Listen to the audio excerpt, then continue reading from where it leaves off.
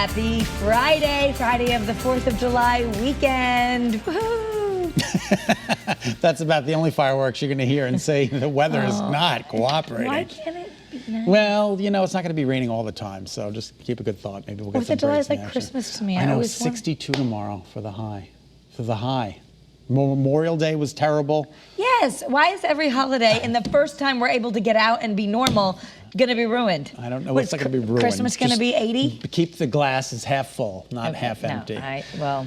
All right. Now, this is my most disgusting thing. Anisette, is that how you say it? Anisette. But I don't like it, Kara. I just don't like it. Anisette is a liqueur. Yeah. It's National Anisette Day. I don't know that I love the liqueur. I don't know if it needs a day. But you and I usually like the same things, and I do like black licorice. Every now and then a Good and Plenty. I'll do a Good and Plenty. Yeah, I like Good and Plenty, and I like just the if you get it at Whole Foods, like the real black licorice. Yeah, but I'm just not a big fan. My mother loves, when we get Chuckles, she always eats the licorice. The black jelly beans? The black jelly. Well, you know, Chuckles, the actual candy when it comes in like little pieces. Yeah, it's really nice. I'll get you some. I'll pick some up. I'll bring you some. I don't know if I know what that is. Yeah, you'll know what it is. You'll see it and go, oh yeah, Chuckles. Okay. Yeah, anyway, so that's that. So happy Anisette Day. All right, according to a new one poll survey, it's only one poll, more than a third of Americans say they have nothing to wear, Kara. Nothing to wear for social occasions after months and months of lockdowns. Nearly half of all people say their clothes don't fit. Well, exactly, and it's not because they're too big. The clothes are too small. A third say they're stuck in a style rut. Well, you know, how many people have been out shopping last year to catch on the styles? Yeah, and fifth cannot figure out what to wear to work. Now, for people like us who we've never gotten to stay home, uniform, and we're like one of the only people on earth that's had to continue to literally still dress up. You wear a suit and tie almost every day.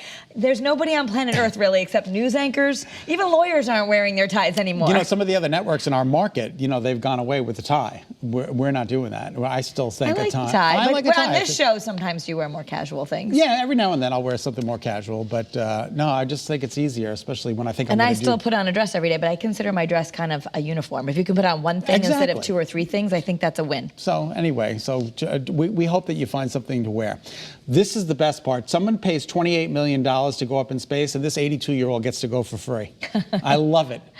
Absolutely love it. I think it's amazing. And she's getting her chance to view space after she trained to be an astronaut 60 years ago. Yeah. So the company Blue Origin announced that Wally Funk will take the 4th spot on next month's inaugural crewed flight. Isn't that great? So she's going to make a suborbital trip. I think with it's the fantastic. founder of Blue Origin, which is Jeff Bezos and his brother. And then other people did pay a lot of money, and then she just gets to go. But I give them credit because obviously they're allowing someone to pay and who can afford it. Who can afford it. And then they also are giving it to someone who just maybe deserves it. Or yeah, she trained over 3,000 people how to fly. Yeah. 3,000 people how to fly. And she never got the opportunity. And she never got the opportunity. So now's her chance. So I like that they did that. I do too. That's I think nice. it's really But spectacular. if there's an extra slot and you just need a news anchor or talk show host to go, I want to go. She wants to go. I want to go to space. $28 million for that 4th spot on the So we got one person who paid, one person who really earned it. How about someone who'll just talk about it while we're up there? I could do live shots. You can talk for a living?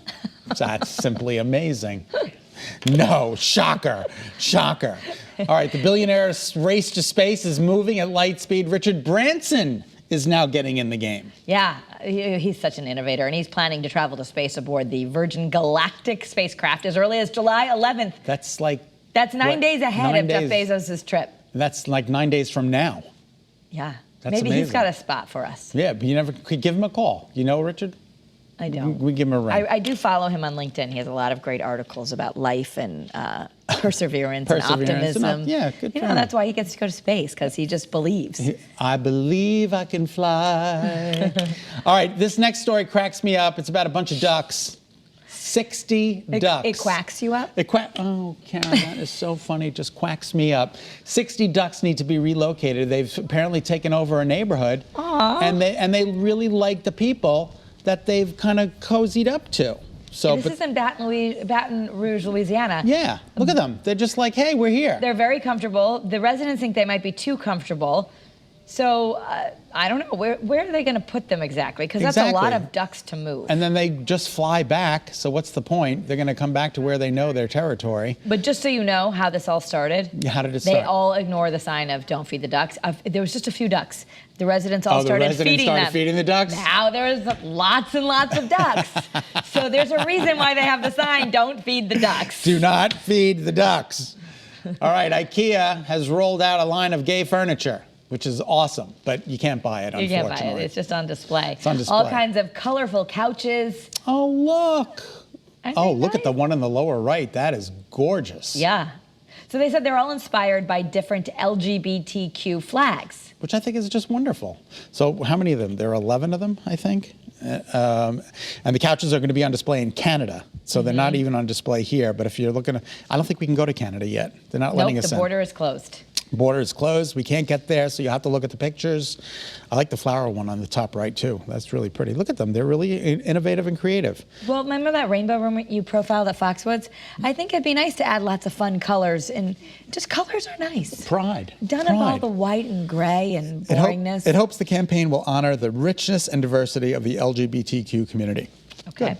And you know the app Bumble, it's a popular dating app. It's going to open its first cafe and wine bar in New York City. I think it's really cool. You can just go in and you can Bumble with people. Meet at the Bumble. Meet at the Bumble. So is Bumble, I think Bumble is the woman's gets the first choice. Yes. So if you want to meet, you're going to have to get a woman to decide on you first because you can't make a decision if you're a man. You got to let the women do it. All I can think of is the Bumble. The Bumble?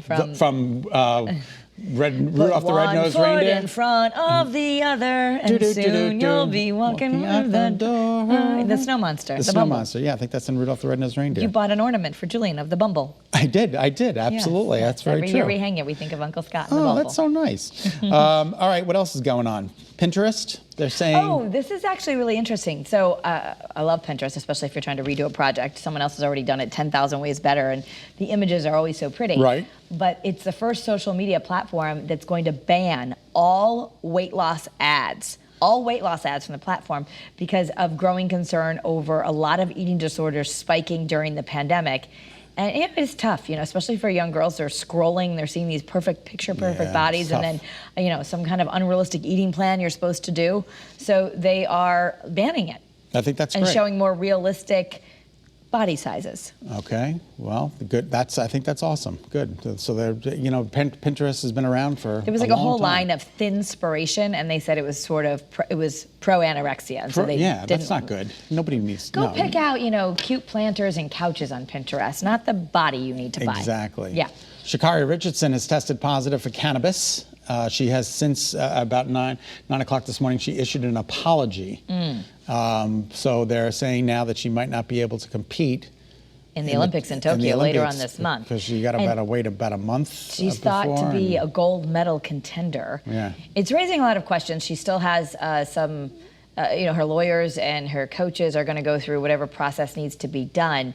It does raise a lot of questions given that so many states, at least here in the United States, are legalizing marijuana and and the thing is, how much is pot and like people sometimes take enhancing drugs. I don't know if pot's an enhancing, like it makes you go faster.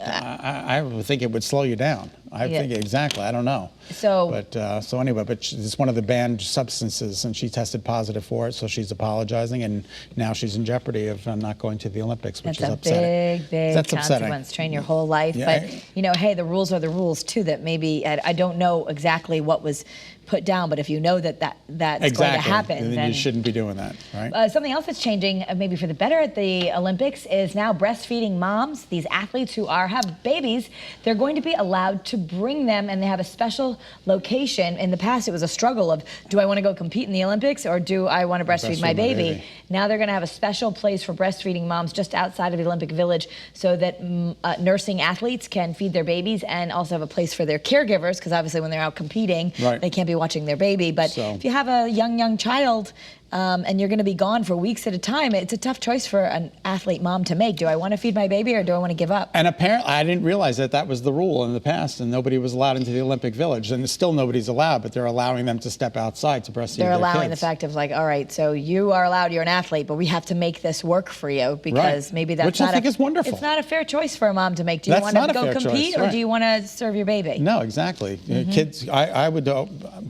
me, family first, but I know you train your whole life for the Olympics. What a decision that would have to be. What a conundrum. Nice, why do they have to make the choice? So nice that they did that. So nice that they did that, which is great. Meghan McCain is leaving The View. Yep, she's had enough. She's going to go spend more time with family. That's what they say when they go off. She wants to be close with her family in the Washington, D.C. area, she says. But she regularly clashed with her co-hosts, Whoopi Goldberg, Joy Behar. You know, she was the conservative voice. But I think on that show, the point of The View is that you have different views. Different views. Well, they're going to have to get somebody else with a conservative point of view. But she really clashed with Joy and Whoopi. I mean, Whoopi, they showed a clip on Inside Edition last night where Whoopi just kind of like shut her down. And I was like, oh, that's not so good. Everybody should have a voice. And, you know, that's what makes the show. Right. So now she's not going to be on the show. I enjoy it when I listen to that. I like hearing everyone's different views and then deciding like which one makes more sense to me. Exactly. Right. But anyway, it's a different network. You don't have to watch it.